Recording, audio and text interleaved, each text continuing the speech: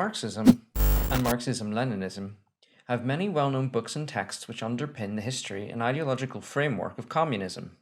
Who hasn't heard of the Communist Manifesto? Who hasn't heard of Marx's magnum opus, Das Kapital? Even to this day, the works of Marx and Engels inform hundreds of revolutionary and even social democratic political minds and parties around the world. Their analysis of political economy, the historical materialist method of analyzing our world, have influenced the academic schools of politics, philosophy, social studies, economics, and history in ways no other thinker has yet to replicate in scale. Marx and Engels shook the capitalist world to its core by exposing to bright light and scrutiny in what would come to be known as scientific socialism. It was Marx and Engels who inspired people like Vladimir Lenin and his comrades from many nations to set about the revolutionary task of overthrowing the unimaginably vast and centuries-old Tsarist monarchical empire, the third largest empire in human history, in favor of a union of socialist Soviet-led republics. But the story doesn't start with the Bolshevik Revolution of 1917.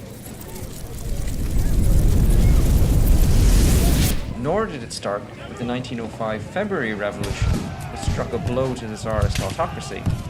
This story starts much earlier. Many books have been written analysing the Great October Socialist Revolution, or the Russian Revolution as most people refer to it. Arguably the greatest of these books is 10 Days That Shook the World, written firsthand by John Reed, a journalist, poet and communist activist who was in Russia at the time of the revolution. His book received acclaim in both East and West. But one book you may not have heard of is the book in which the Soviet leadership themselves described the events that led to those heady days of revolution. In The History of the Communist Party of the Soviet Union, Bolsheviks, often referred to as the short course, the book we are about to explore together lays out the roadmap to the Russian Revolution and the fledgling years of the first workers' state. Starting in 1883, with the abolition of serfdom and the first introduction of modern capitalism to Russia, over the next 12 chapters we will journey through the most dangerous days of building revolution against the merciless Tsarist Empire. Having created the world's first workers' state, the product of iron determination and an egalitarian vision of world communist revolution, the revolution will find itself plunged into counter-revolution, bloody civil war, and invasion from imperialist nations seeking to stamp out the threat of Bolshevism. The short course will take us all the way to the late 30s, when Stalin and the Politburo brought charges of treason against what they saw as a subversive faction which had developed within the party around the figures of Leon Trotsky and Mikhail Bukharin. To reiterate, this is the history of the Communist Party of the Soviet Union, Bolsheviks, as written and approved by the party Politburo itself. The principal authors were Wilhelm Knorrin, Pyotr Pospilov, and Yemelyan Yaroslavsky, Stalin himself writing the chapter on dialectical materialism. A healthy dose of skepticism and historiography is always helpful when reading any historic text, and critics have noted that whilst this is a book about history, it is written very much from the perspective of the party leadership under Stalin. In these following episodes, I seek neither to endorse nor repudiate any part of the content.